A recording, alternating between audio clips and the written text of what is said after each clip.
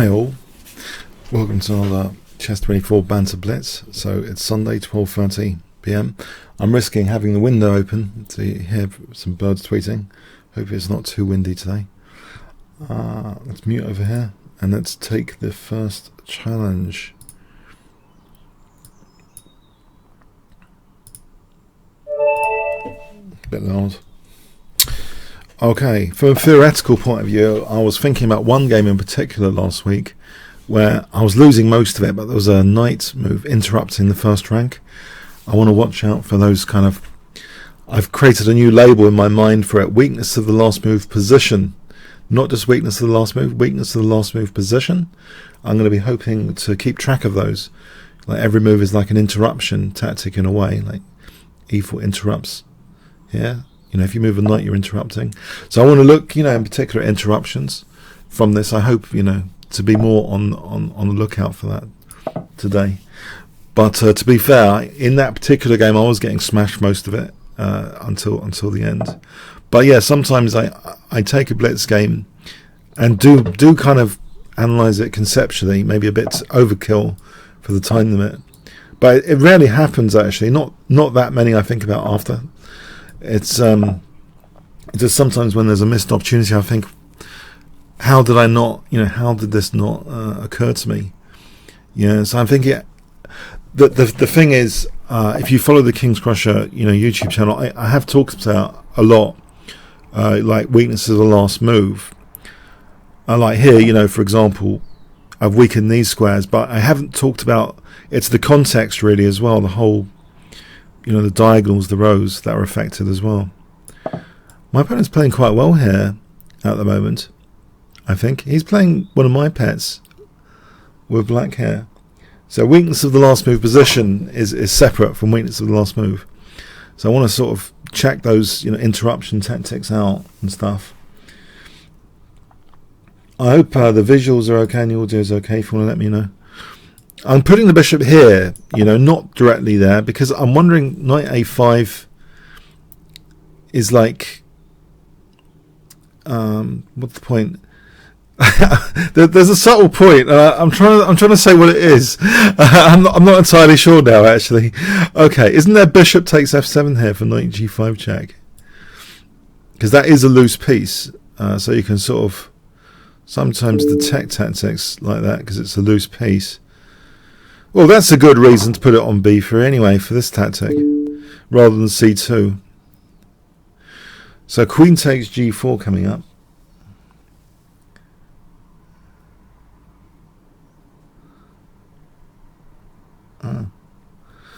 So someone remembers me for Kramnik from some national club. But yeah, probably 1989. 1989. In 1989, I won the Lloyd's under 18, Lloyd's Bank Junior under 18. I was presented the cup by John Nunn, Grandmaster John Nunn. I think that was 1989. That's my memory's going. Lloyd's Bank Junior 1989. Now here, Queen B3 D5. What about Queen G4? Because actually, yeah, I'm not sure about D5. Yeah, otherwise that would be a mating thing. Knight D4 holds E6 against Queen E6. So bishop d4, queen e6. So queen e6 is the threat. Knight takes... Oh, no need to resign. Knight takes d4, protects e6. Okay, thanks for the game. Fenneman. Okay, I'll stick with e4 here. And yeah, I've been playing this a little bit in Blitz recently. It's just a fun thing to play, actually. It's quite easy to play, I think. Just this setup to start off with. And it's quite aggressive because f4, f5 later. You protect the h3 pawn, usually. That also steps away from this diagonal, which can be dangerous anyway, potentially. But the idea is f4, f5. Okay, stop that. Now, for some reason, this famous Botvinnik game comes to mind, which I think might have been contrived. But there was a brilliant Botvinnik game where Botvinnik sacked a knight to open up the f-file. I'm going to just try and play this anyway to open up that f-file because f6 is weakened with g5. I'm still threatening f5 here, winning that bishop. And if he takes, I'm looking forward to just exploiting the f6 square somehow. But also there's pawn mobility generated on e takes d4, d5 through the centre. So I think to exploit f6, the f threat and f5, and also try and liberate my centre, this makes sense. It's not just like hack attack, it's about central control as well.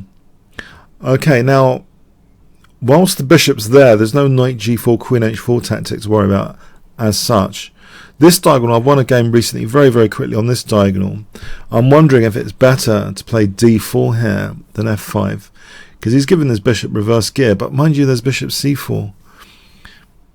f5 is a bit committal on the dark squares. F takes just frees black's pieces, like this bishop and that c5 square. d4 bishop c4 though is annoying. Or is it? Is there d5?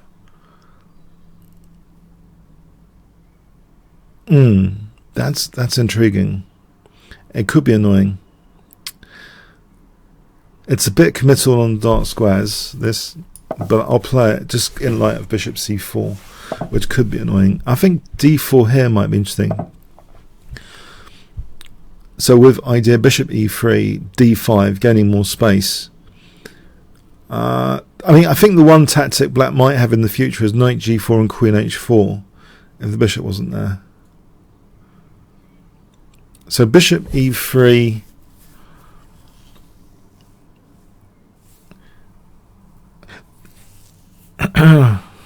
bishop e3 coming up, knight g3.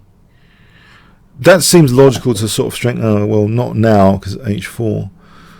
Okay, maybe I'll press on in the centre and try and play bishop e3. Mind you, knight g4 now is this dangerous for the rook. Probably with that diagonal closed, or b4 is winning a piece here. Knight g4, maybe I just play king h1 to ignore it. But b4 seems to be, oh, there's knight c4. I can threaten to win a piece with queen d3. So b4 on knight g4, I think I just play king h1, or even maybe just take it and then king g1. Okay, the knight's really going back to b7, right? It seems a little bit on the awkward side, but actually a5 here is good positioning. Yeah, I'm messing this up. Yeah, that's good positioning. Why have I allowed this? Why have I allowed knight c5? This is a bit dumb. That's a beautiful square for the knight. It's a beautiful square for the knight with tempo.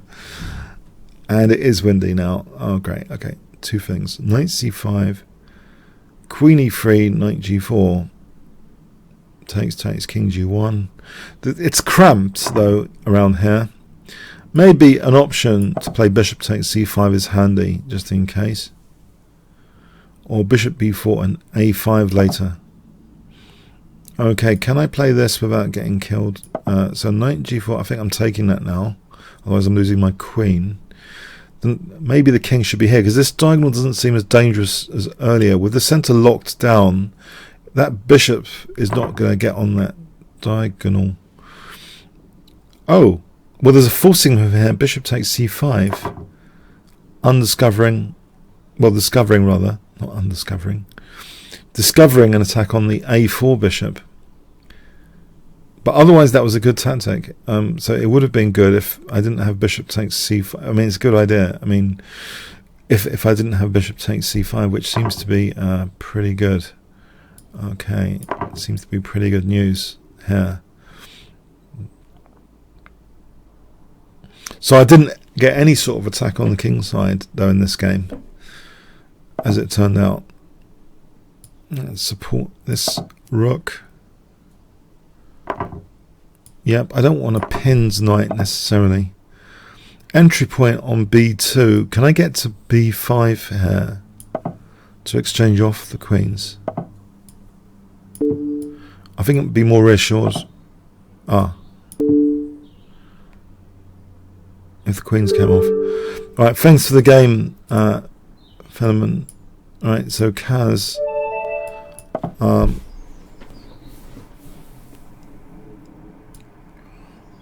Yeah.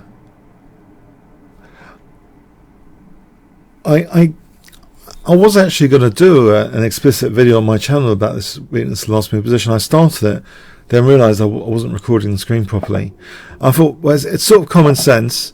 Then I thought about it after, and I thought, well, actually, you know, a lot of people play Blitz, and maybe it's a critical skill, this opportunism on if they want to improve their Blitz in particular. You know, the opportunism presents itself quite often in Blitz when players, you know, have interruption type moves all the time, or often weakness as the last move. In long games, I think it occurs a lot more before, you know, in the time trouble, in moves up to move 40. If it was like a one-day game, I think you can get the more blunders like that towards move 40, even in Grandmaster games.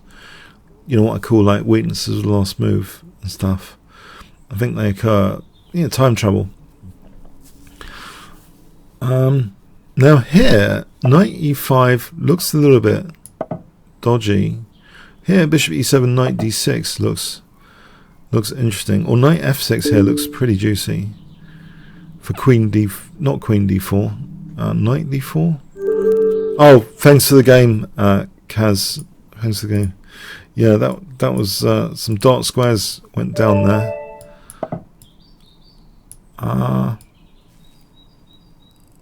Aha. So Tully, hi. I'm gonna play. So against this Caro-Kann, I've got a system which I've been meaning to try and have more discipline to play, which might not be tested here. Now with the knights like that, I'm going to play this. I don't usually play the 4 pawns. But because c5 is not going to be damaging my centre, I'm going to go for a big squish in the centre here, not worrying so much about my centre collapsing with c5 in this position. But I wouldn't normally play the 4 pawns against the Caro-Kann, because I believe generally black gets good opportunities for weaknesses and stuff.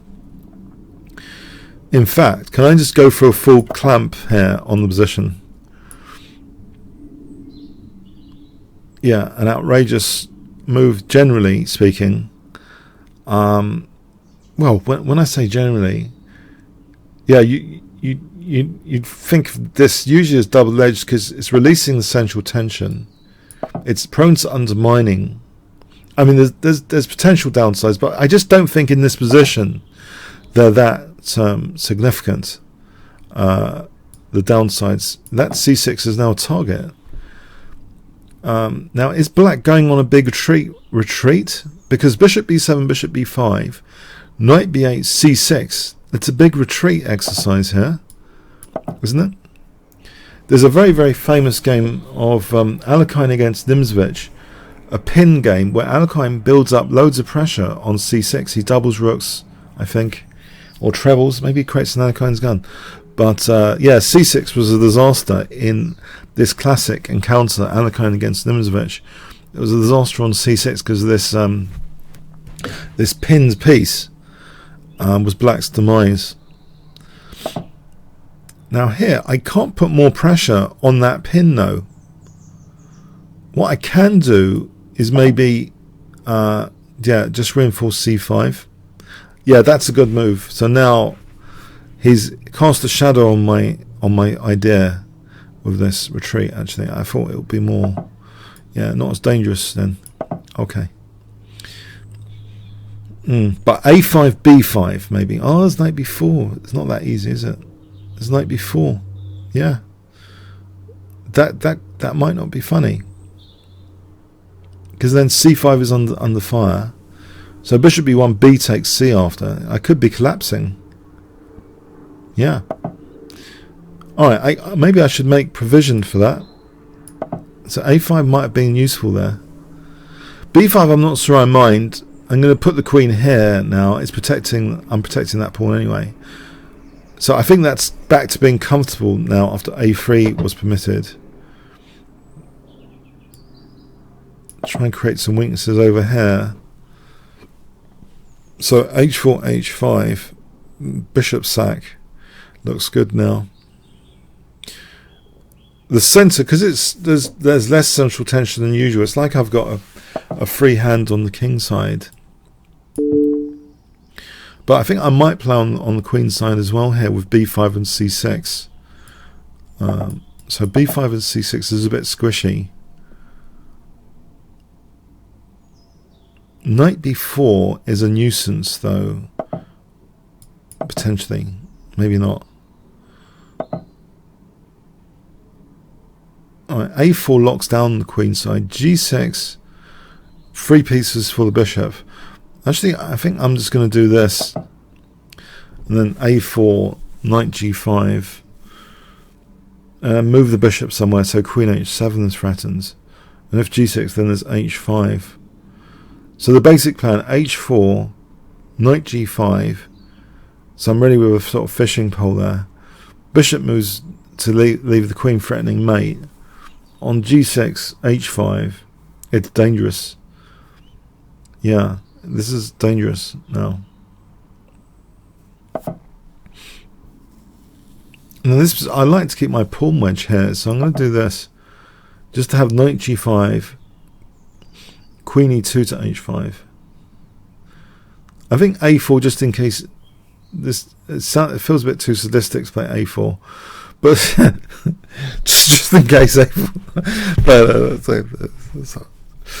I don't want to do a4 because I want to be able to concentrate during this game, so I don't want to be extra sadistic with a4. It's too much to handle. Okay, so knight g5. Okay, let's connect the rooks. In fact, Blitz defending now. He's defending really masterfully over here. This is going to take some while now. Alright, so the new plan is actually featuring a4 here. No, hang on. He's got some counterplay. Oh, threat. Maybe a4 is too risky. Alright, rook takes, rook h1, queen f2, queen h4. Okay, I believe g4 should be a logical move, because this pawn chain might be a little bit fragile on taking here. Right, that's a bid for freedom, is it? I'll take that, I think.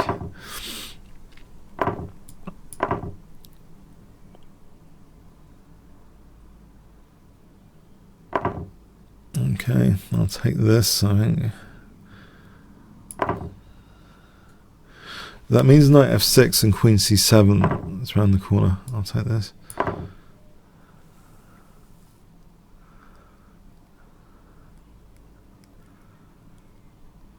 Oh, so it's the queen side here. Nothing happened on the king side. This is becoming a theme, isn't it? Nothing actually happened on the king side in this game.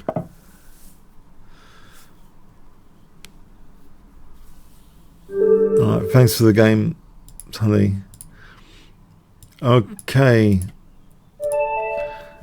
Now, let's play English opening here, Klinka. A bit more positional. Then e4 sometimes for Blitz. Okay.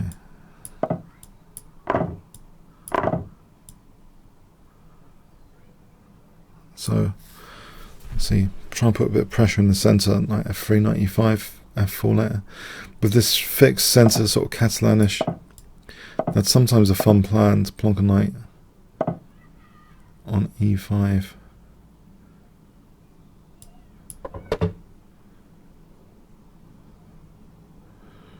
Maybe even bishop f4. Try and then play knight e5. And queen b3. Sometimes that's annoying for black here in these positions. Yes, I've noticed my volume is going a bit lower because I think I'm more involved in calculation right now and issues. It's more, there's very concrete, more calculation is needed, a lot more. Am I praying knight? Praying? Am I praying? Knight takes e4. Okay, let's see. Am I already structurally? So bishop h3 threatens. If I played knight e4, bishop h3, there's knight g. Well, I'll take the queen.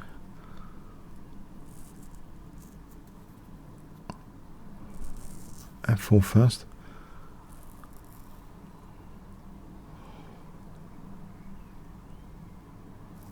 Well, knight takes seems desirable.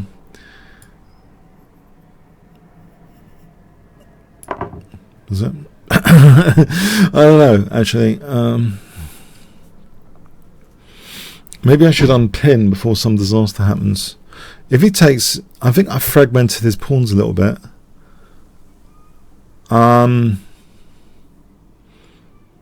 Bishop e4, f3, queen e3. Is that palatable? Rook f2. I think I could play king h1 here, just to make sure bishop h3. Well, there's rook g1 as well. Just to handle bishop h3 for a moment. That g file might be useful to me with rook g1 soon. What else is there about this position?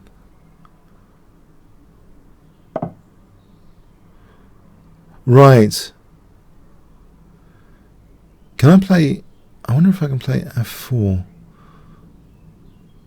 e3, bishop g4, f3 might still be good there. Actually, so I'll play this. Maybe for f4.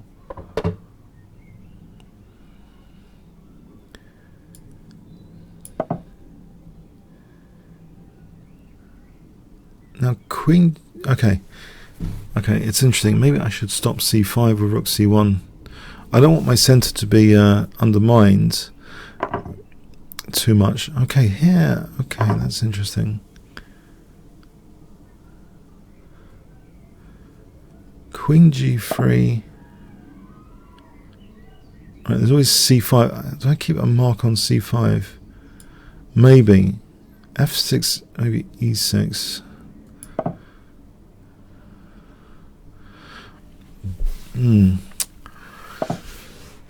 Oh, he's testing that.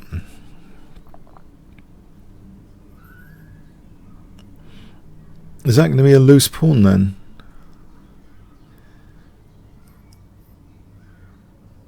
It could be.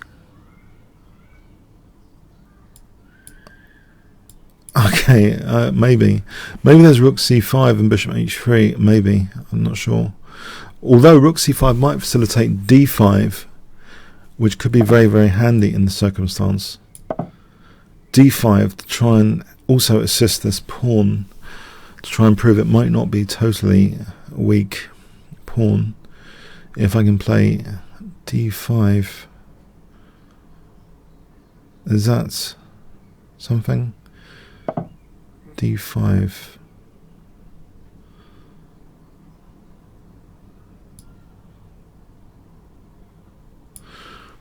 Well, there's b6. No, there's rook c6 after that.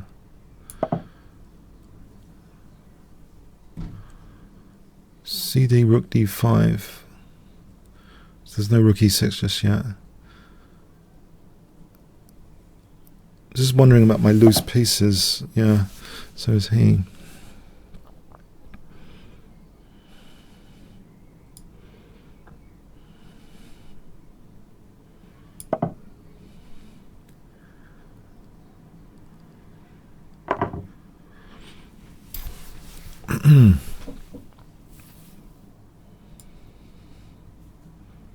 Can I do that?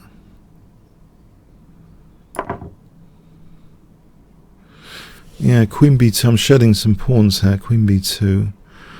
Mind you, rook d1. Okay, let's keep the d file for rook invasion. Rook e6, rook d7. There's bishop e4.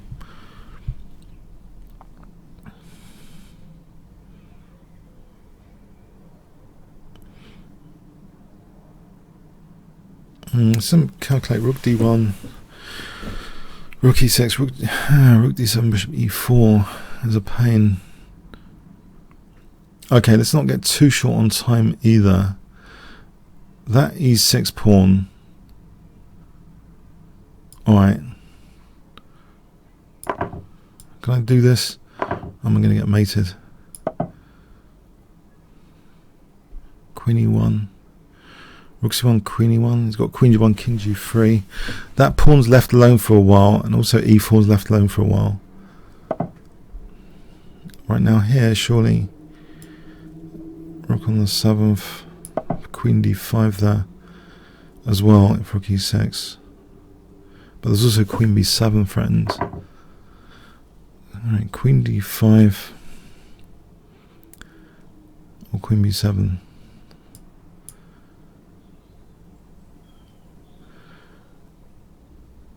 Oh, there's always a check there.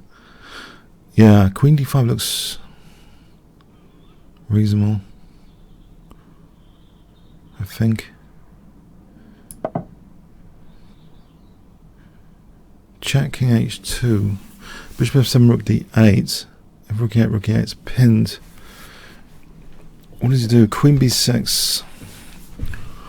Queen b6. Rook e7. Bishop f7. Queen b6. Rook b7. For rook b8. No, rook b7 provides queen d8. Yeah, rook e8, bishop d5, bishop, maybe.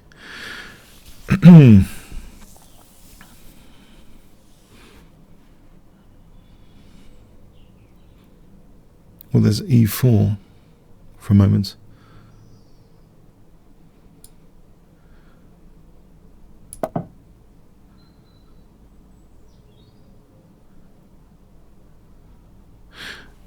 Because losing e3, okay.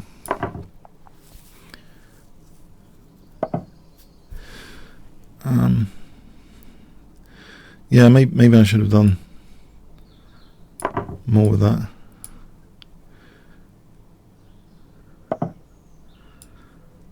I'm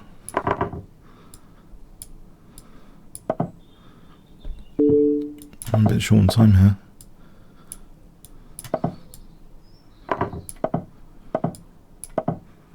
Oh, I've just allowed bishop e4, haven't I? Like a moron.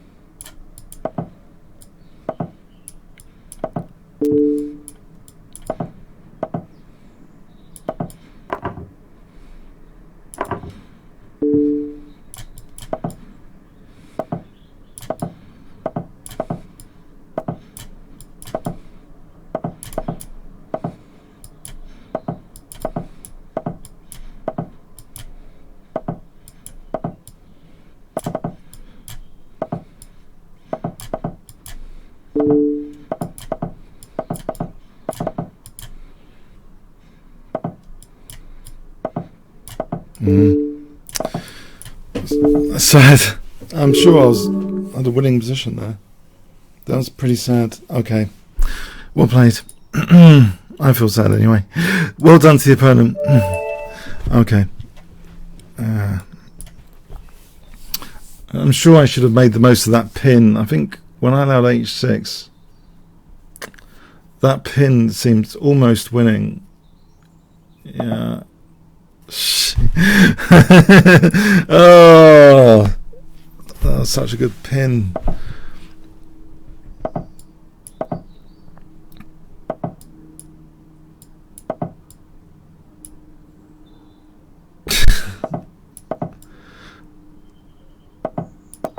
That's sad. I just feel bad when I mess up a position like that.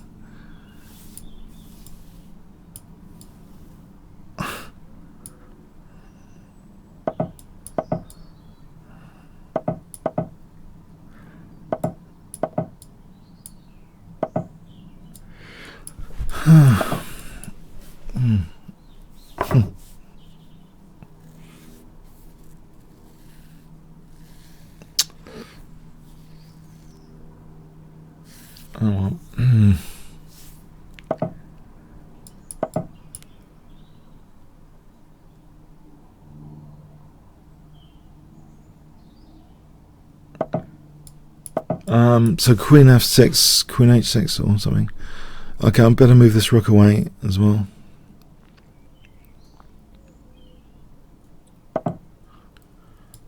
That looks okay.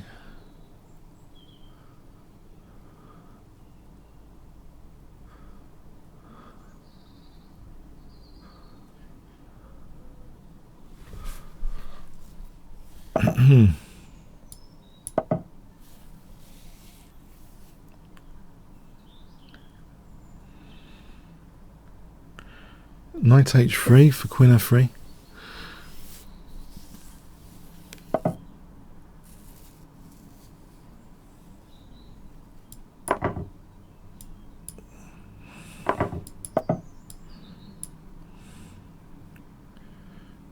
h3. I mean h4 g3. Let me just take some queen h4 here. Looks pretty good. Taking queen h4.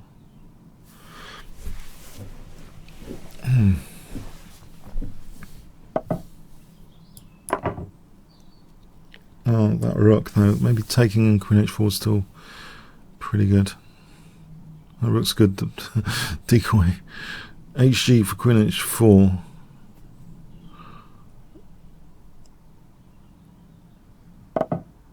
I'll take her.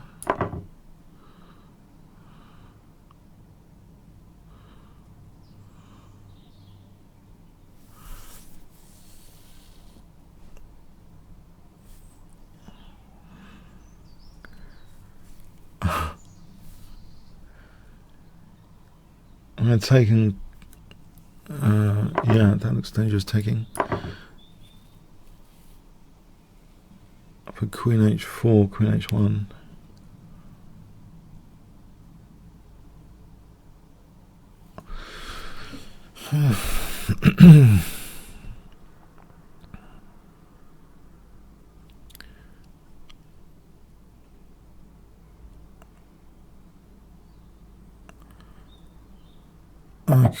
Right, so that rook can take.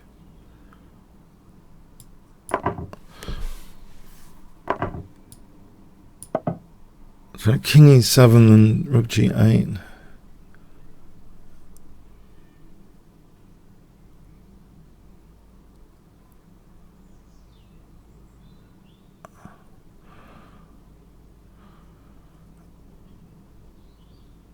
King e7, rook g8, rook g4.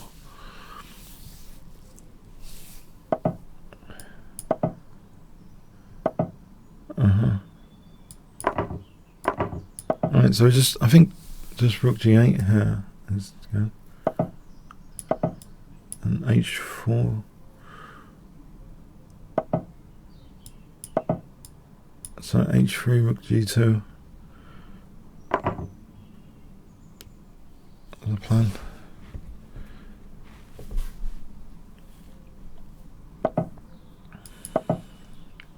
If takes rook h8. Okay, thanks Simon. Smugs. Okay, Smugs. 2006. Right, I'm wondering about this. I'll put the knight over here in advance.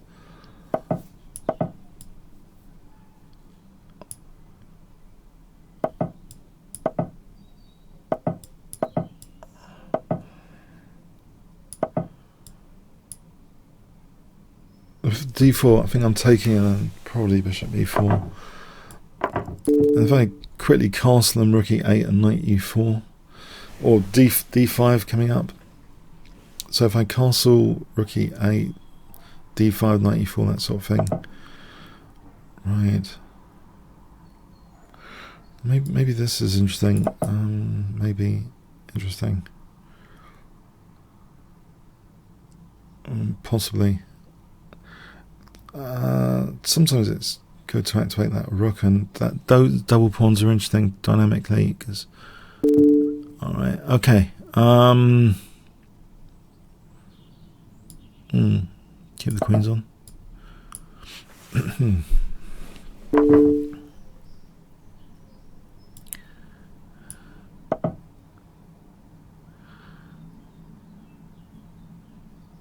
Okay, I'll throw in the chat now. Knight e4. I'm holding that b4 for a moment. Oh, there's knight f4 to think about.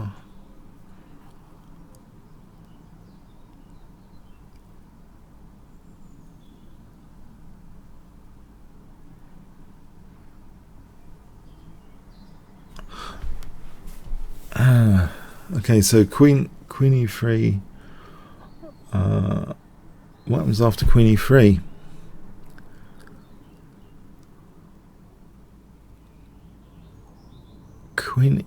No, I don't know. f5. Right, c5. Oh, there's knight f4 here. Oh, that's a bit dangerous. Knight f4 there. So queen f3.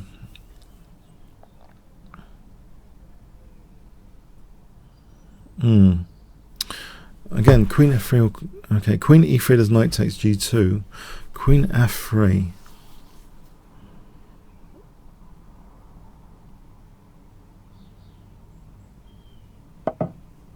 Right. That's the question.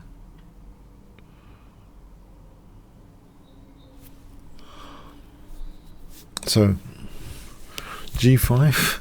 Is g5 any good? I don't know. g5. Aggressive pawns.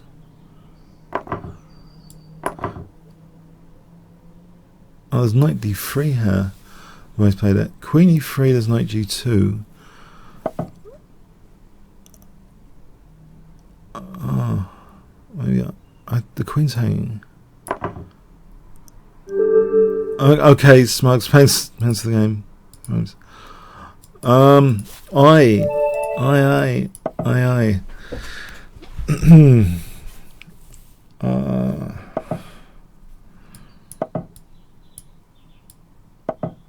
Okay, this line with e3.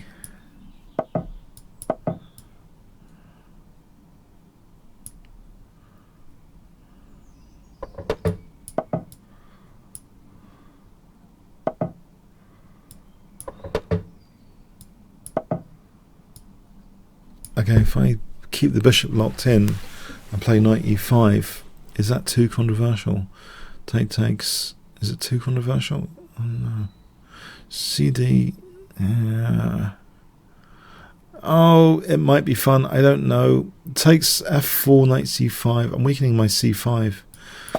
I don't know exactly. Taking knight d7, f4, knight c5. See how this goes. Okay, I can undouble the pawns here. I think this is okay because queen c2 is a bit of a target. It doesn't matter about c3 actually. So queen c2, I mean, it opens up the bishop here. Queen c2, c4. The knight's a bit of a target. Maybe bishop b2 after.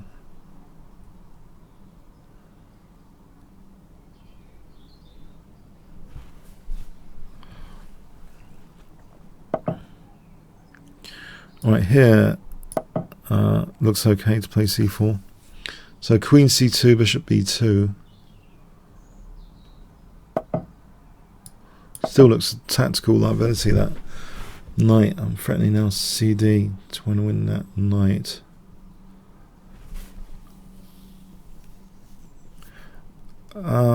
Bishop b2 is a good place for the bishop potentially.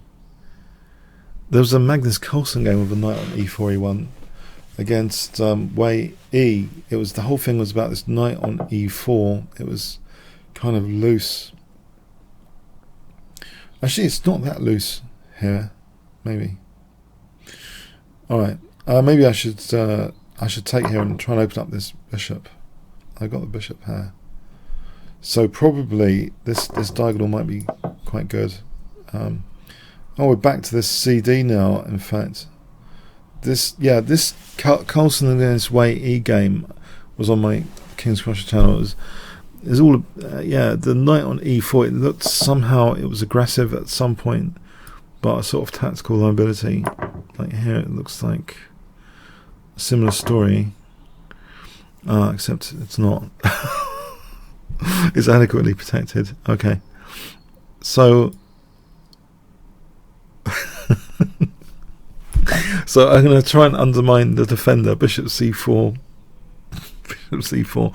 Try and get rook to the 7th. If I get rook to the 7th, there's rook g7. Oh boy. Okay, no, it's still a good position, I think. I still think I'm doing okay. It's just not as easy as all that, as that's the usual story in chess. It's not that easy. And that's great. Makes chess such a fantastic game.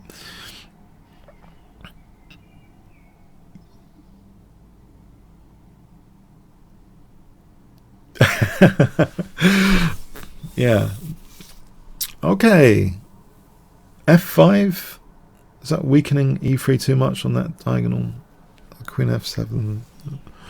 Rook d5. Queen b3. Rook d8. Doesn't seem that straightforward, really. I can play bishop b5 maybe, and bishop e5. And then go back with the idea of rook d5 after that. I think I'll do that. I think that's interrupting e4 a bit. Bishop e5. Then I have rook d5. If queen d5, there's bishop c4. If rook d5, that's a nastier pin, and a different version is nastier. I'm not getting a chance to do that then.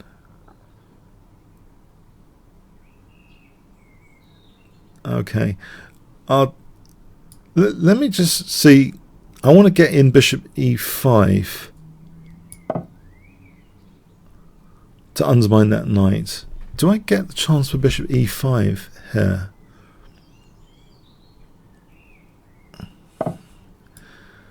Right, now I'm threatening bishop e4. The knight can't move because of h7.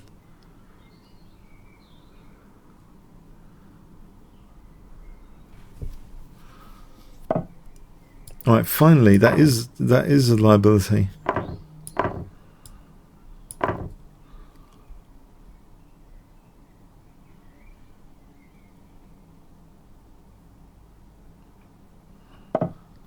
Right. Now these pawns are a bit of a menace. I can't take these pawns that lightly. Oh, it's a bit radical solution there for my bishop. Okay, I'll take these pawns, I think.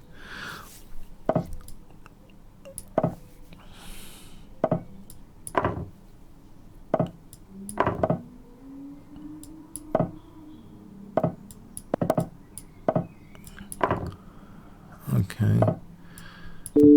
I've got to watch out for stalemate. Okay. I'm trying.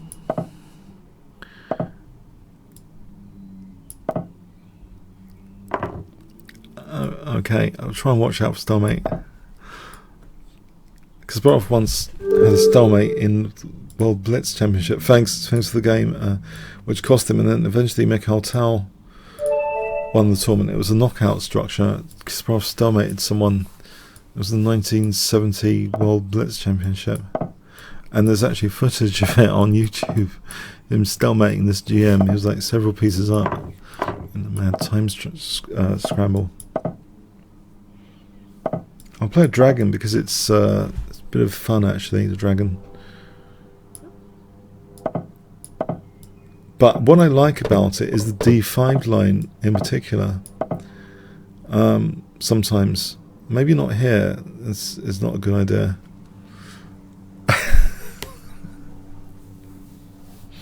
Probably designed against d5, g4, because of g5, actually. This is probably the one time d5 might not be the greatest, but yeah. Okay, interesting.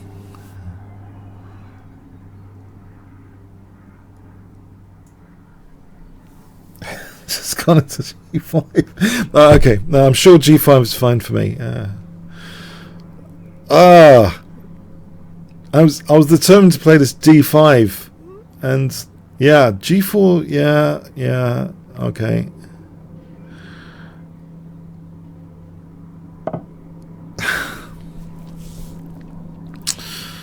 Not so clever, not so clever.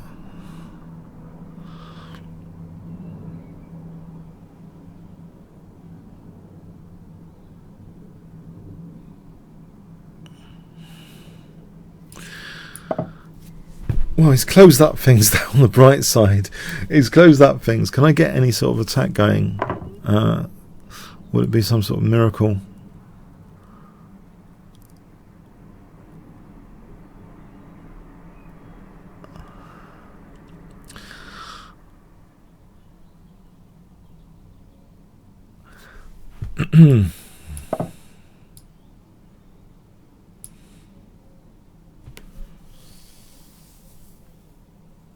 Takes knight f6.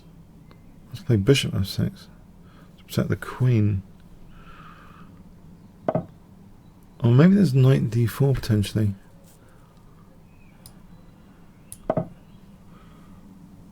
Maybe it's not entirely without promise of anything. Rook c8, knight. Knight d. Yeah. Yeah.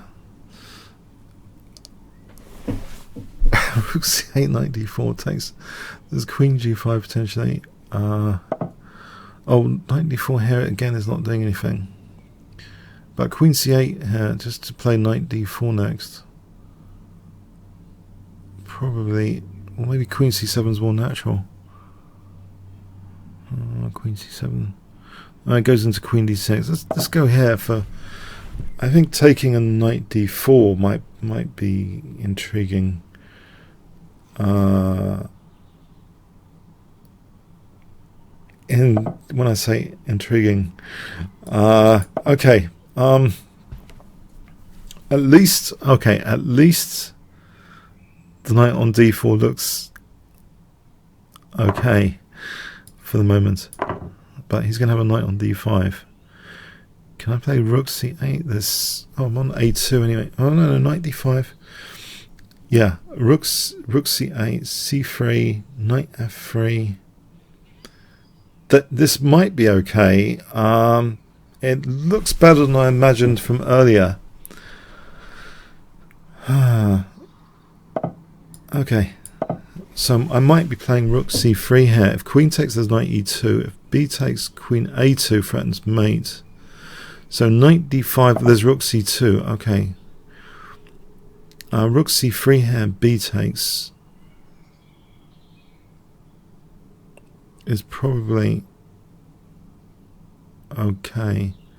Knight f4 might threaten rook c3. Parries knight d5. Takes. Rook c3, knight e2. So maybe, in a nutshell, this knight f4 might be handy. Or am I just losing a piece? No, takes. I'm on c3 at least. So if he takes that, takes.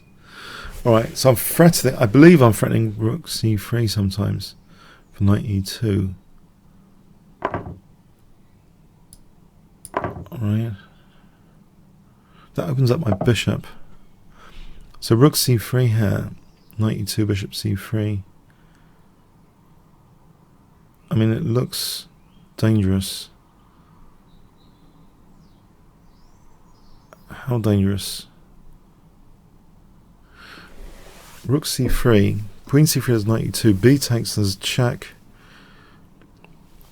King moves there. That's too dangerous on the diagonal. King moves to c1. I think it should be played anyway. I think this probably should be played anyway. So queen c3, knight e2. B takes, knight e2. There's a check on b6 at minimum. And then queen a5. If queen c4, bishop c3. Takes the exit square d2 away.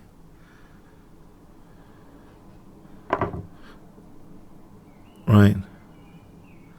So the check here.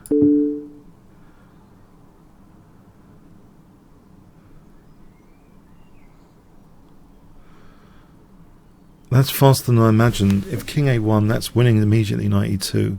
If king c1, it still seems faster than I imagined with bishop c3. And this is anything quicker here. Knight e2 and bishop c3. This guards the exit square. d2 threatens queen b2.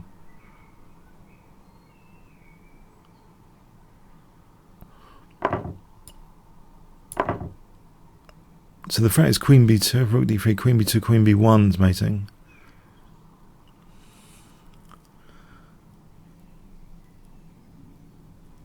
I do like some of the tactics from the dragon sometimes when you don't get mated on the H file.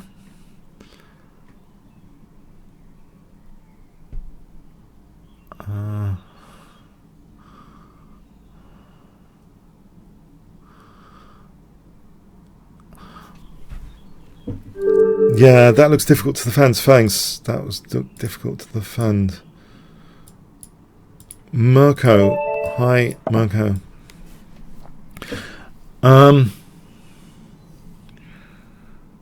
Okay. Okay. Hi. Let's try this mainline business against the Caro-Kann, because I think it's quite good actually.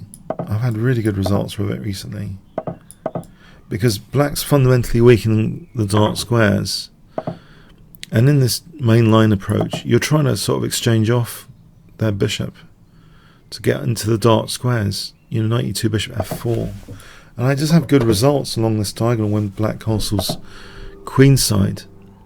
Now if black castles kingside, that's a different kettle of fish, but still a promising one. The plan with g4, g5, I think swapping off one pair of knights is tolerable, just to be able to play g4, g5 later. So even if it's getting rid of this knight for that one, I think that's okay. If black castles knight e4, knight e4, queen e4, knight f6. Alright, this diagonal is critical now.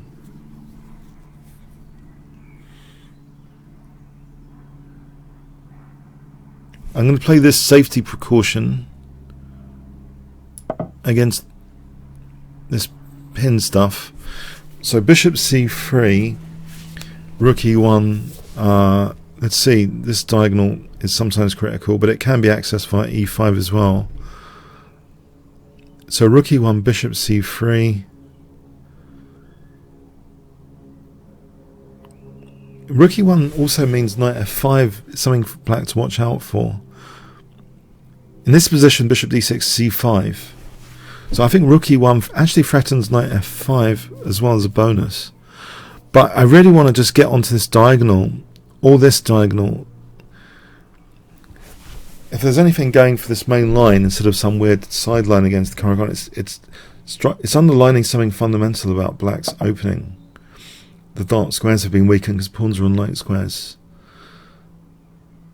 Okay, I'm going to protect f2 though.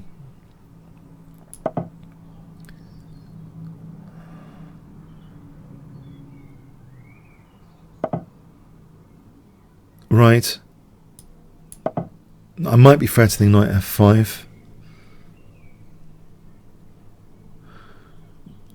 There's some cramped pawns as well with that h5. Now d5 is often an idea as well for light square pressure. There is a lot of light square pressure now after c5, d5. Scrutiny on the king side.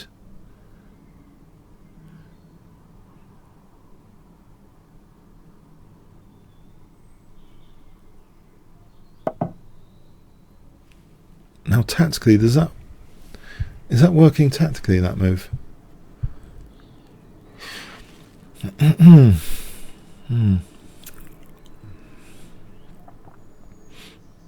It may do. There's a loose light here, and there's potentially loose light there. There's d takes, which fragments pawns at the minimum.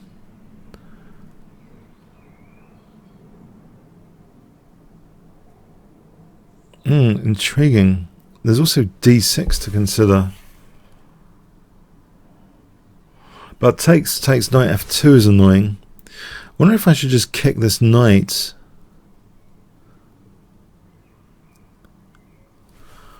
That is interesting. There is knight e4 protecting f2. If takes knight c3, might be a good place for the knight.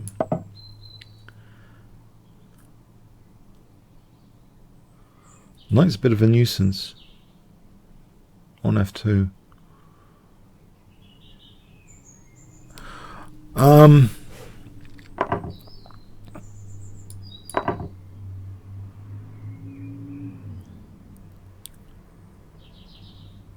Maybe. Oh, okay. Well, now 95 looks good. That looks like a great knight. Queen f5, knight f2. There's a check on f4 there. If king c8, knight e7. If king in there, check.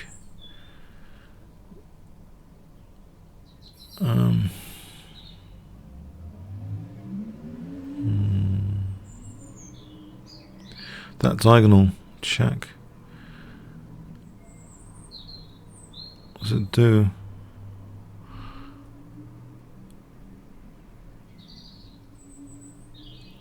Right. Well, it looks too good to pass off as an opportunity to get onto this diagonal. This is at the cost of the f2 pawn. If there's nothing immediately tactically venomous about it, there might be. Just winning the exchange might be enough. Knight e6, unless there's something else. Knight e6 might be sufficient because it's a nasty pin after with knight e5.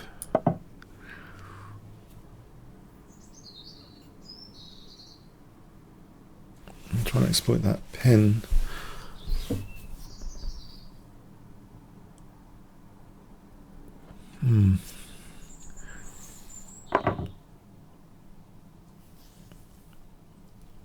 The back row is vulnerable to rook d7, isn't it? For rook e8.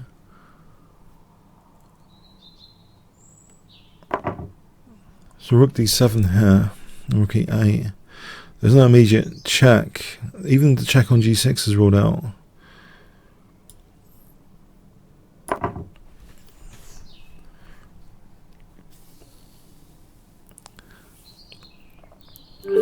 Yeah, thanks for the game, Mirko. Audisto, I'll challenge. Okay, good rating as well this week. He's been killing some IMs in Banter Blitz. Okay, this is going to be a tough one. I'm going to try and play this. I think I've done alright with this against him.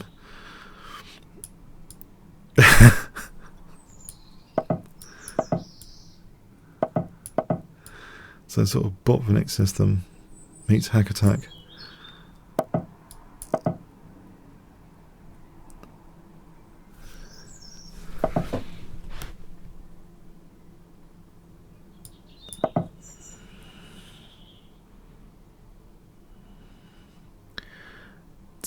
Is he going to castle? Because no, he's not. No, we're going to have this torture on d5. I should play h6 because bishop g5 was a real nuisance last time.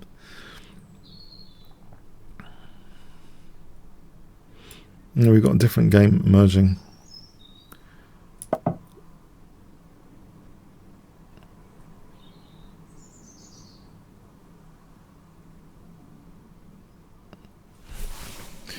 Good safety way of playing it. He's not casting immediately.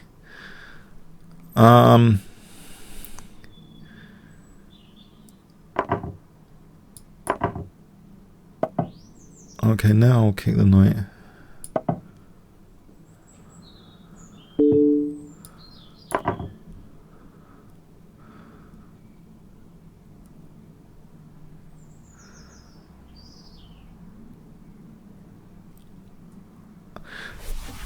Yes, while he's extinguished any H-file plans, he's a little bit weak on the dark squares, surely.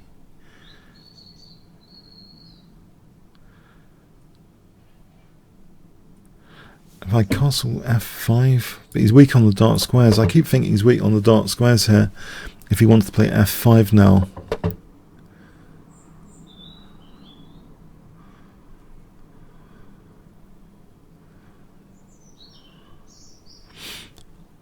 Maybe b5 with preparation.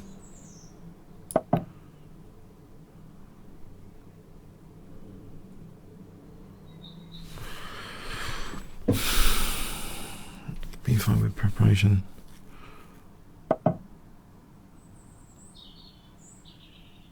Dark squares.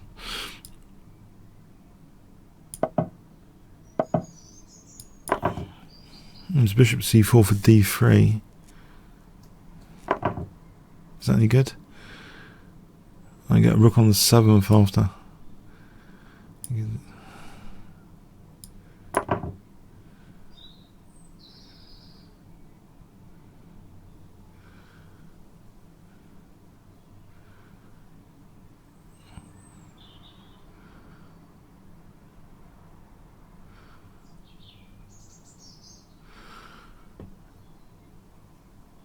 I still think he's weak on dark squares, fundamentally.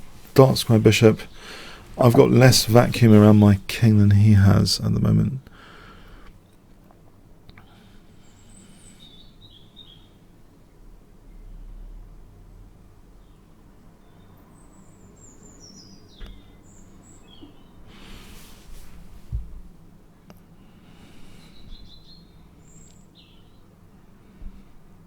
d5.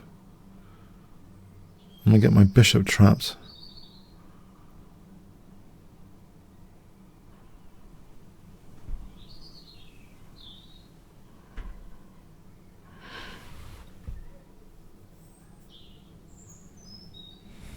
d5, e5.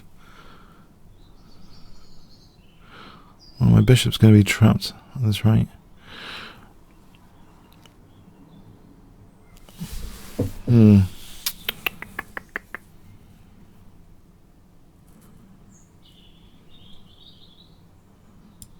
Play it anyway.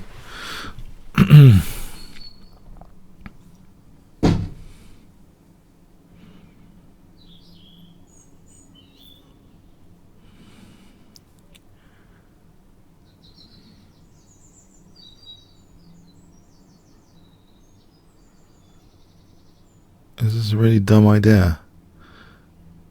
Yeah, he's got like a4 coming up and stuff. So I'm making this as some sort of weird piece sack. Maybe rook e8 takes here. It's trying to undermine his centre. Two passed pawns in the centre.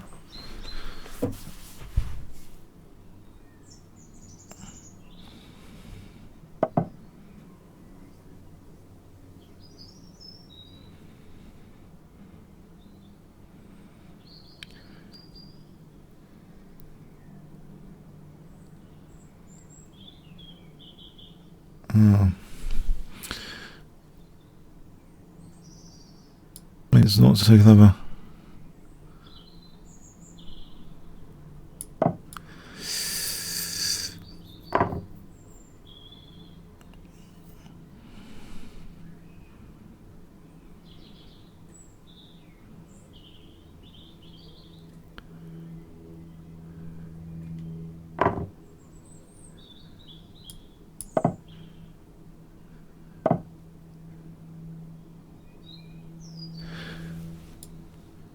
I assume this is a bad idea. I've just done some piece down.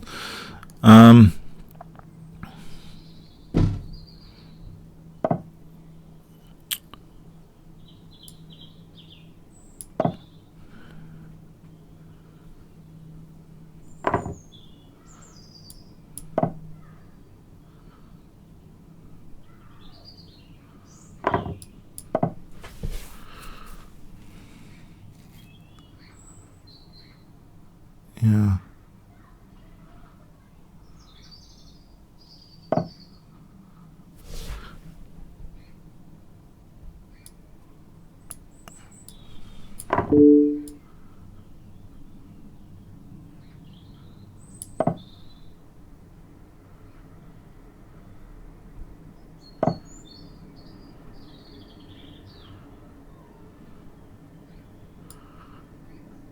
This looks really stupid, what I've done.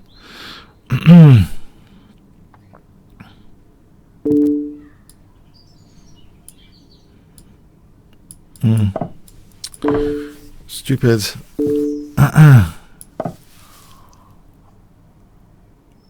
And this is a cheapo coming my way on dark squares. No, more likely he's mating. Ah, that was a bad one. Well played by him.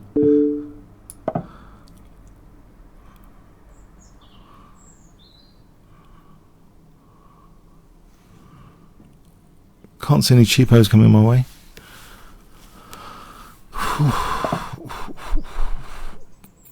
Where is that?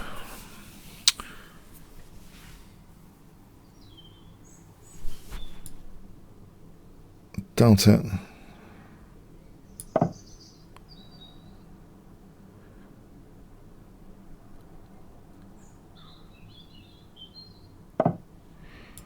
Yeah, I think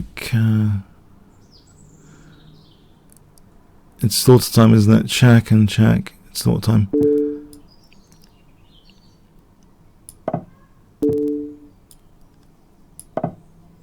It's slaughter time. Ah! Hang on, my G7's protected. Just getting mated here. Yeah, well played, well played. That really was an amazing departure from any H-file attack. So, well played. That was very well played, yeah. That refuted my attacking intentions. I have to bear that in mind myself with white. This early knight d5. That was great. Yeah, early knight d5.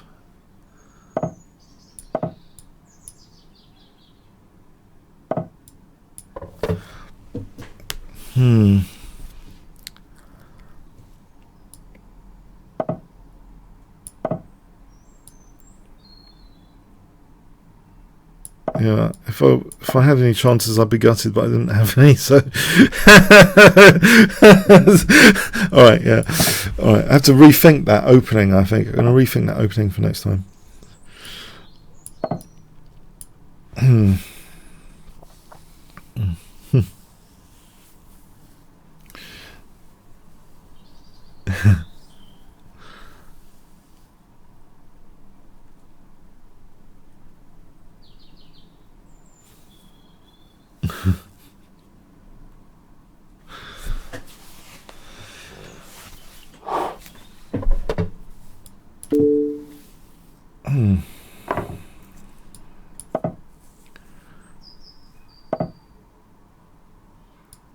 Oh, okay, what's going on here?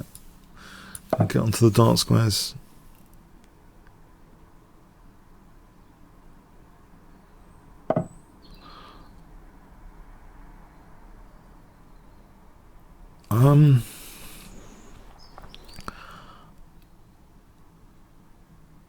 Okay, I'm going to take this because I got the bishops.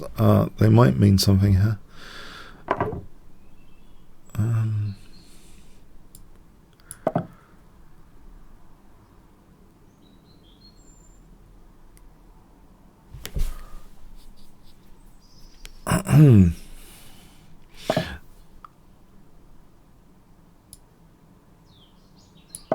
Knight g5, probing for some weaknesses.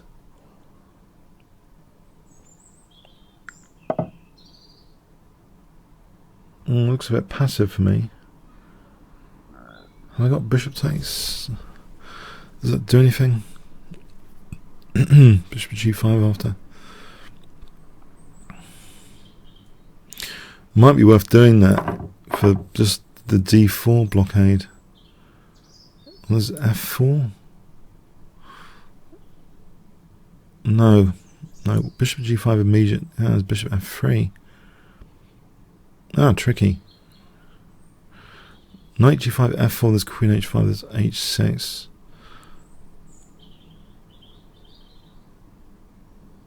Bishop b6 for queen d5. There's always bishop f3. Knight d4, there's f4. How annoying.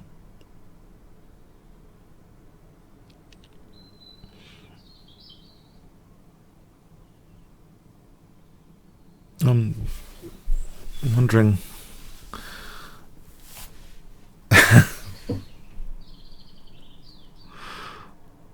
Clock's ticking. Maybe bishop c5 plan. If I play b4 for bishop c5. I guess that's an idea. In anticipation of f4, bishop c5. Okay, it's better than nothing. It's an idea. I don't know. f4, bishop c5.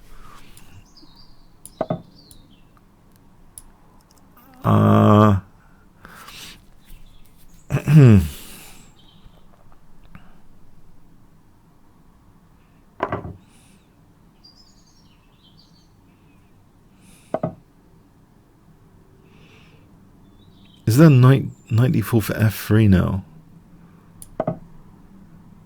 That holds a few squares together. f3 might actually be a threat for knight takes f5. f3 here for knight f5. Yeah, maybe the bishop c5, plonking the bishop on c5 wasn't such a terrible idea. f3 for knight f5.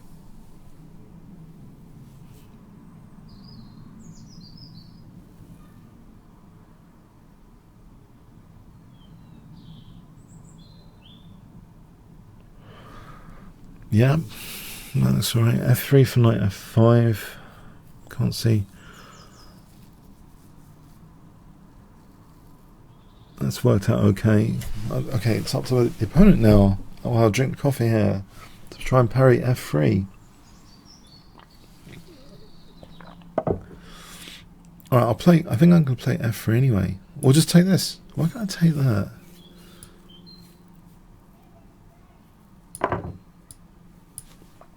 I think I probably want to play f3 to blunt the bishop.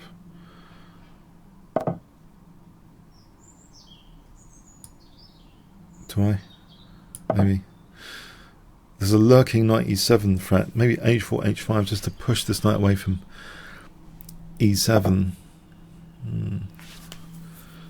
Oh, there's a family fork here. A rook takes knight d6, family fork. Family fork immediately looks awkward for black to handle.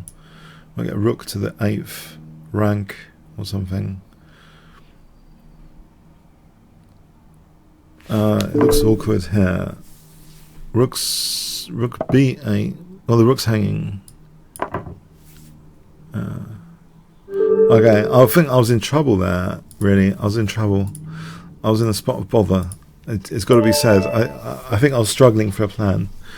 I was just fortunate that b4 and bishop c5 seemed all right actually in retrospect. Whatever that's worth in retrospect.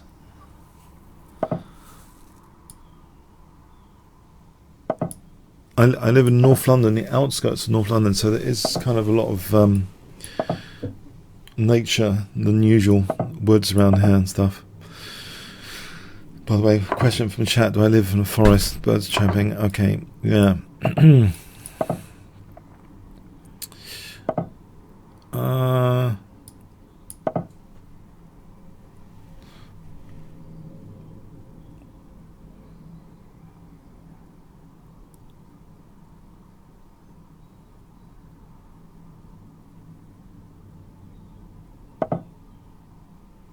Right. Can I do this so I'm getting exterminated with c4? I think I'll play bishop c5 instead for a moment.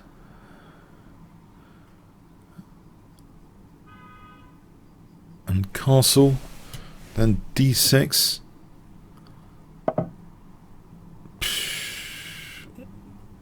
Watch out for bishop g6. Yeah, I'll put that back to try and keep my structure intact. And that could have king safety implications as well. So maybe d5. It's getting a bit of a worry, this position.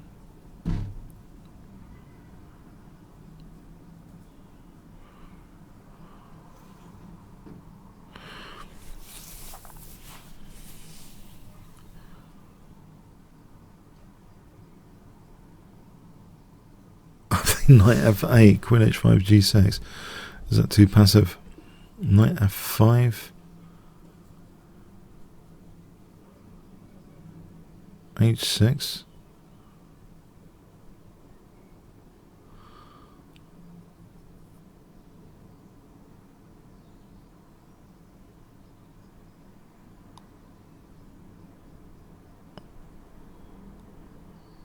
This is really unfortunate at the moment. I feel this is an unfortunate position.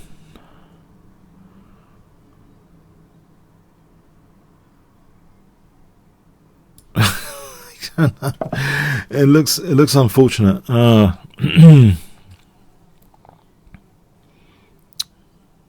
Queen H5, G6, Queen H6.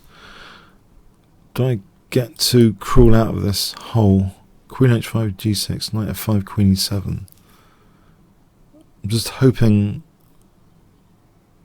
can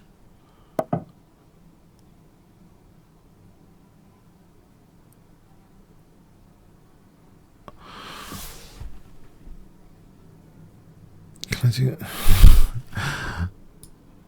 I don't know. Check G6. It looks almost fatal.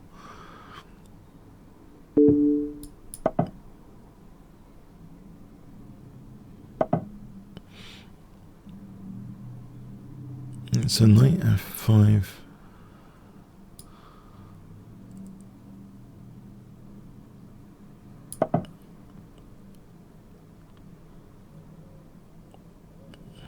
Probably this isn't the greatest opening I've ever played.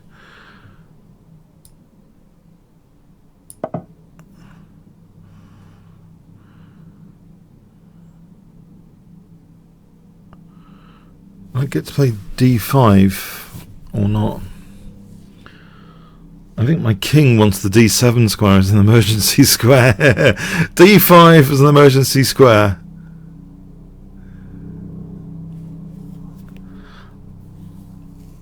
The D7 square.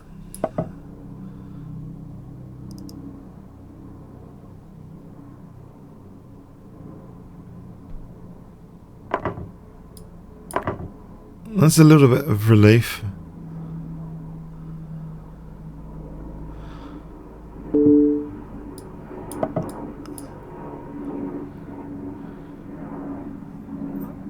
And I get to castle queenside at this rate.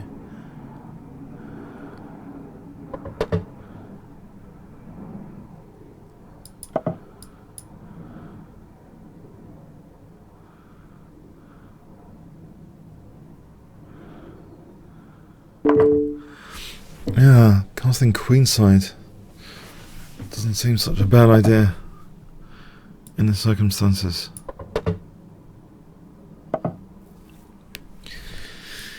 Yeah.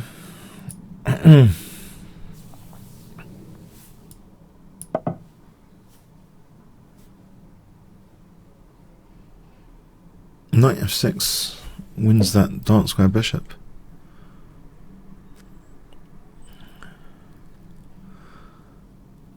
Queen C6. Okay, E6 is protected here, I think.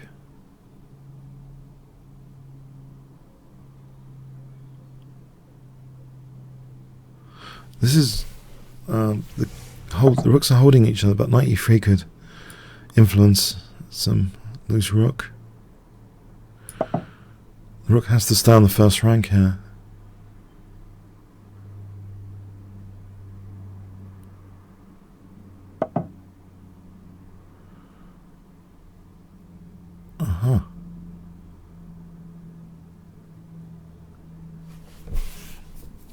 Okay, let's speed up a bit if possible.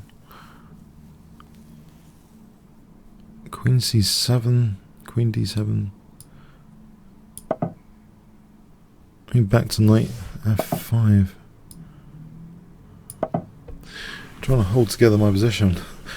Somehow, okay. E6 is looking a bit dicey. Yeah. Yeah, that looks a bit dicey. This game has looked a bit dicey anyway.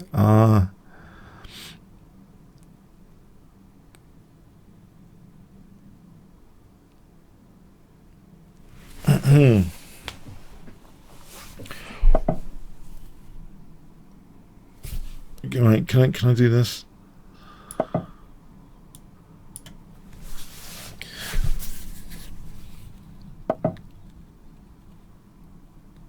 If I try and close up that diagonal.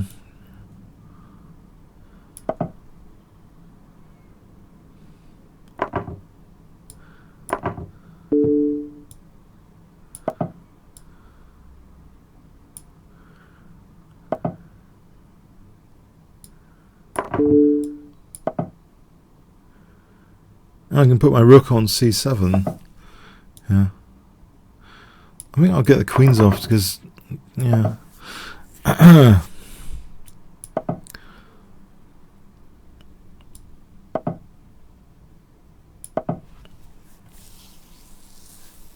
There's rook d4 on c3. Okay, can't play it like that, but my rooks are pretty active here.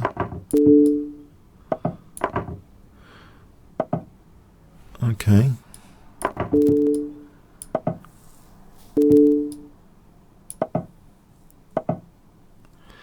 This pawn looks a lot of fun. So check and d2 is now threatened. Oh. Okay,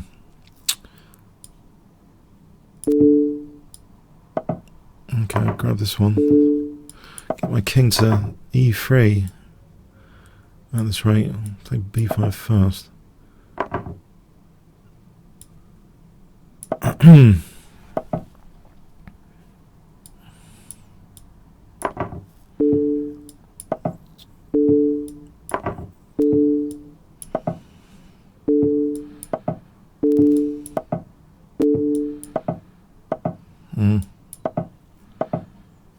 Right.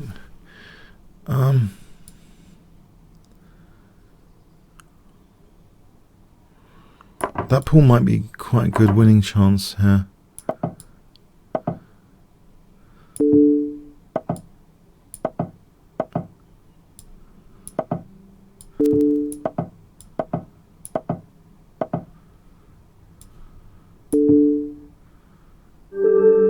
Yeah, in practical terms, I mean, thanks. Okay, see you. I can't pronounce the name. Sif. Okay. See you for two. That I crawled out. The opening was just a disaster.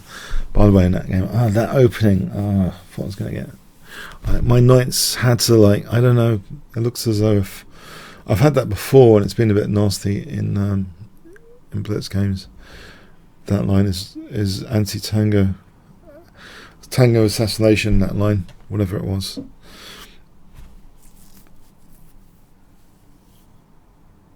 Okay, is this guy ready, or should we go on to the next challenge? We'll go on to the next challenge, I think. Or give it a few more seconds.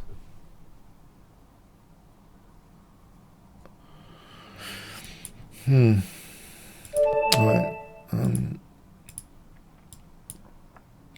I'll non-premier to decline. Decline any non-premier in advance.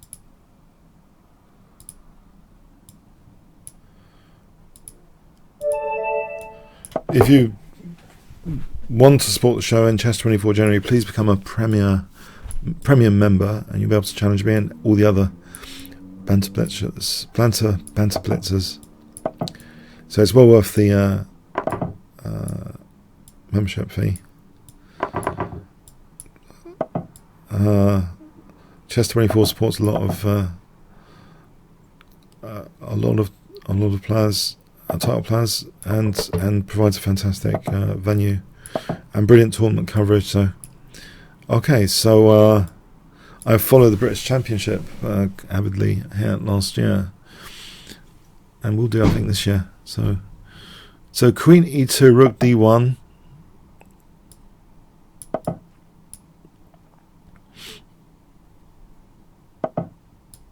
Okay, so Rook D1, Rook C1, E5, that sort of plan. Okay, so E5 as a plan, or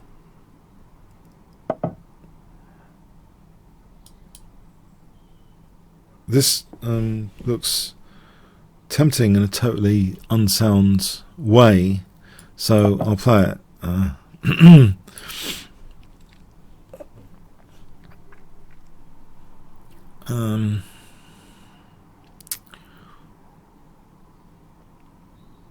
Yeah, it looks completely on the edge of something. Losing for white, I don't know.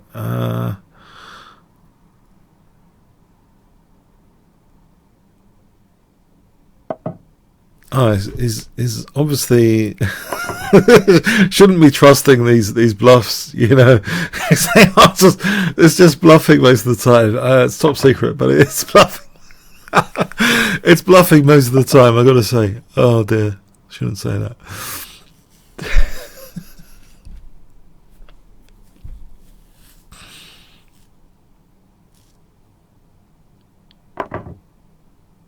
But in the opening, yeah, who knows? There's a lot of stuff going on anyway.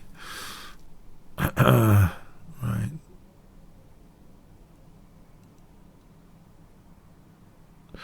Bishop f6. Maybe 95 is better. I do seem to have won for free the dark square bishop here. The way my opponent's played this. So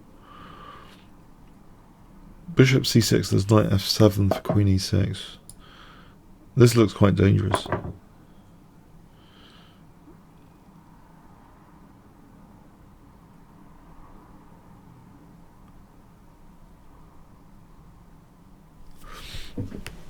Yeah.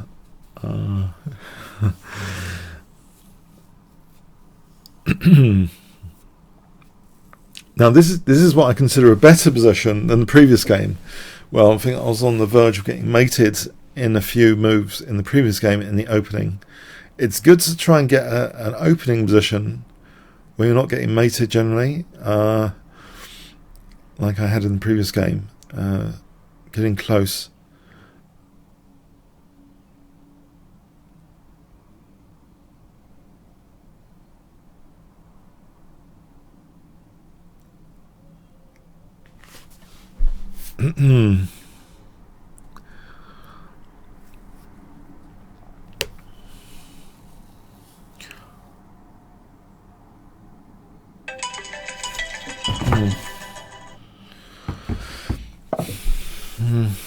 There's a rook I can take here.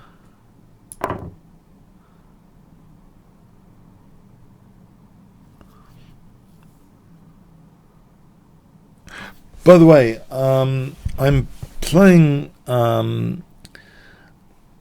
playing tomorrow, fair enough, because I'm not playing next Sunday. I don't know if you heard that news. Yeah, at an earlier time. It's on the schedule here if you want to check out the schedule. So I'll be back tomorrow. If you try and get your challenge in early, half an hour before, usually I'm following the challenges in challenge order, so you should be able to get a game if you're there early to send the challenge half an hour before this show starts tomorrow. That should be cool to get a game.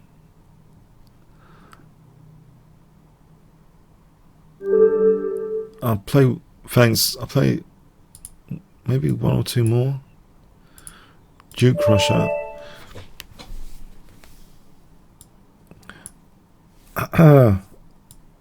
Then I've got an appointment, urgent appointment with Cafe Nero later to get my, they've got this,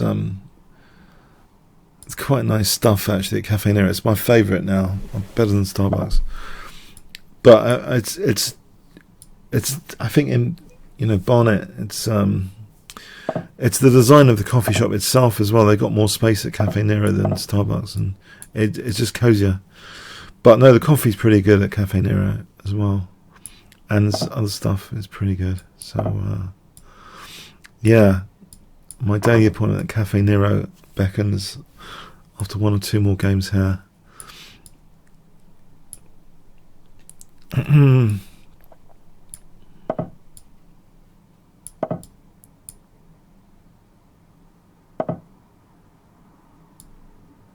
Do I get in knight e4 when I've got a chance?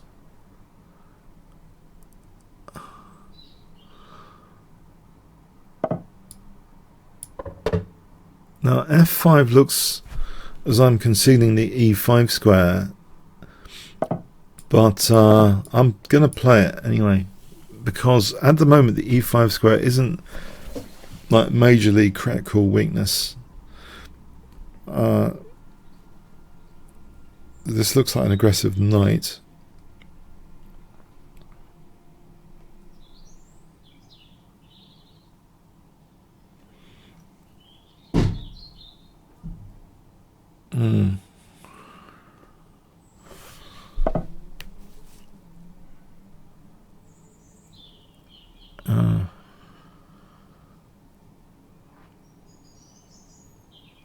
Would he really take that poor d5 pawn? Would he really? What if I played bishop b4?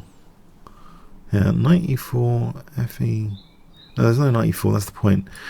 And he's also, it stops him castling. I'm wondering bishop e4. Stops him castling knight d2. It's a bit of a techie move. I kind of non-stereotypical. Bishop b4. But I don't really see what to do there. No, his king's not castling. That's quite a concession, isn't it?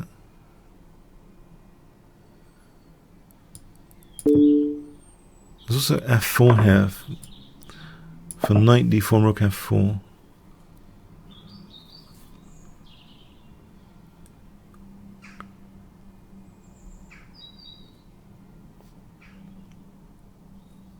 It's one of the points of f5. Sometimes you sneak in f4. So knight d4, where'd the queen go?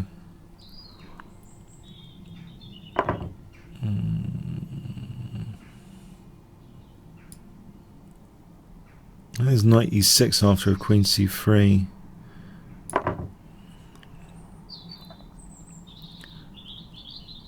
So I think I want to play knight e6 and yeah, that f file looks good as well. So knight e6 after creating some pawn weaknesses, if nothing else, after ed, rook f4. I'm on f2 and d4 slightly vulnerable. There is that, I suppose. Doesn't it fell though? Because of knight f5, yeah, I think queen d3, knight f5. Although that's interesting, g4. I think there's scope for playing on here.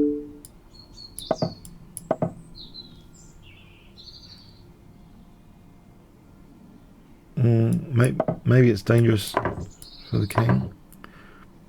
I think there's scope for playing on there. Thanks for the game, Craig Evans. So I end on a painful loss. If this is the last game, okay. Let's see. No, I'll try and be optimistic. I haven't done anything against anyone over 2300 today. This really annoys me with white. The Smith-Morgan line. If they play d3, I got done over positionally recently in this. It's quite easy to get done over positionally, I think, in this line with the white pieces.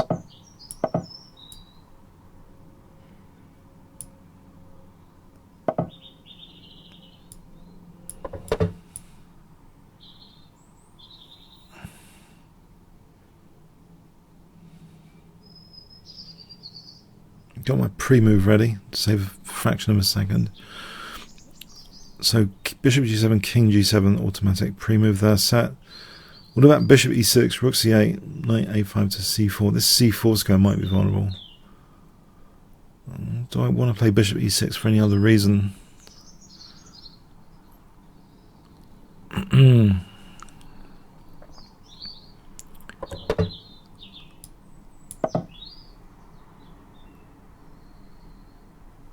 So it looks logical to play rook c8 in some respects anyway. Knight e5, he might take.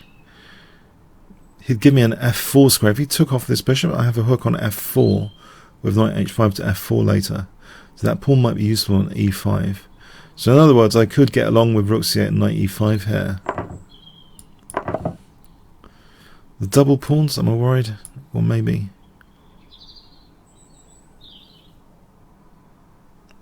He takes and then d5, e5, knight e4. That sort of helps his pawn structure. d5 immediately. Well, this looks dynamic because of that f file. If I get a knight onto f4, supported by the rook, it looks pretty dynamic.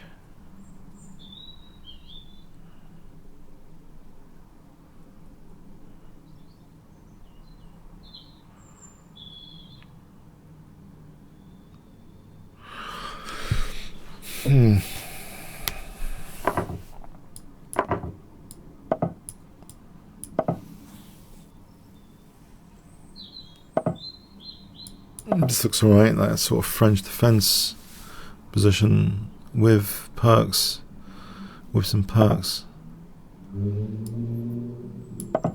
I assume c5, queen c7, that pawn's slightly vulnerable.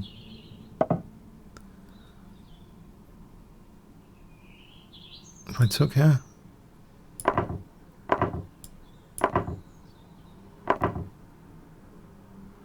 isn't his c4 vulnerable? I've got queen d4 here.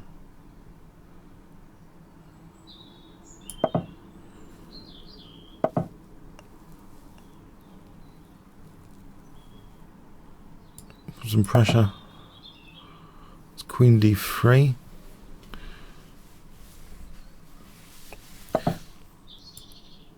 Looks as though I might have a better end the game because of c4 being vulnerable. And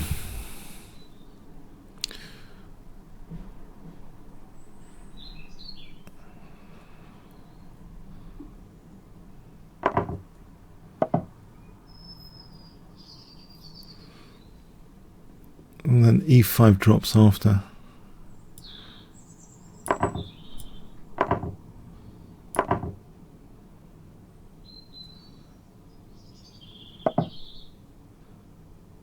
Check, knight e5, rook e7.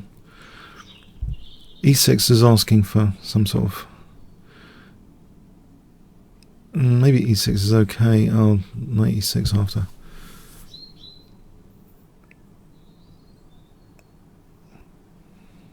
King f8. King f8 might be interesting. Knight c5, knight e5, rook a7.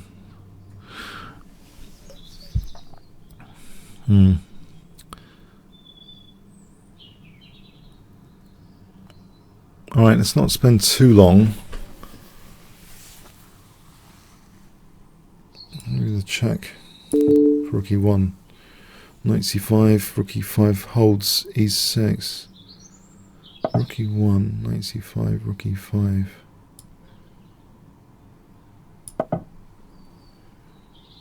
Holds against knight e6.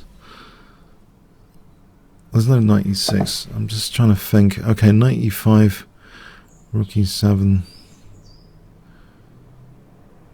Knight e5 worth playing. Maybe for c4. Now if f4, there's knight d3 holding my rook. c3, knight c3, knight f3, winning e7 here. c3 looks... oh. Muppets.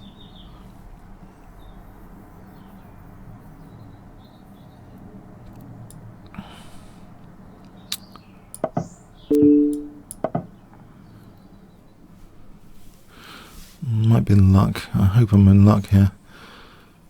That was a blunder. How is this endgame now? I think it's okay with rook e2. It's still okay. Maybe He's got the check and rook f3 though. So what about e3 instead? e3 might be more of a winning attempt. It's a pawn up, king g3. There's always g5.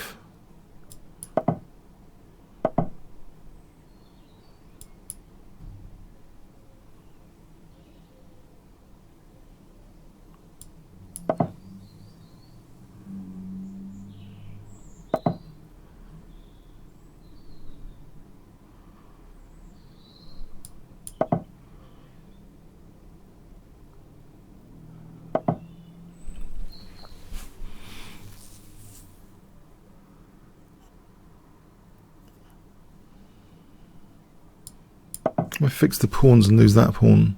How is that king and pawn ending? Is it going to be losing? I can play rook a1 here to be annoying. Try and keep the pawn.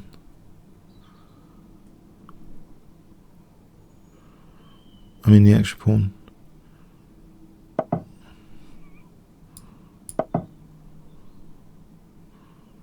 I haven't got an extra pawn. I just realised I haven't got an extra pawn. I've got an outside pawn now. What? That can't be right. That's a winning king and pawn ending.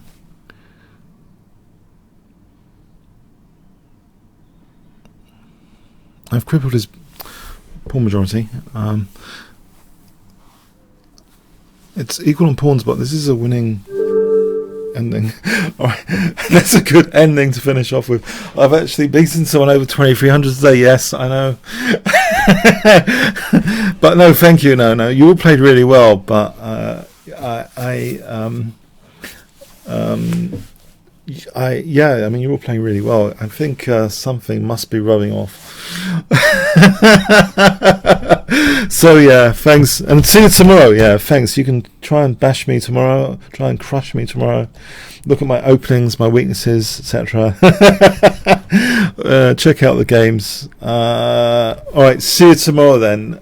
It's earlier than next Sunday. Yes, tomorrow. Okay. Thanks very much. Please like the video if you did enjoy it, or whatever. You got something from it. Thanks very much. See you tomorrow then.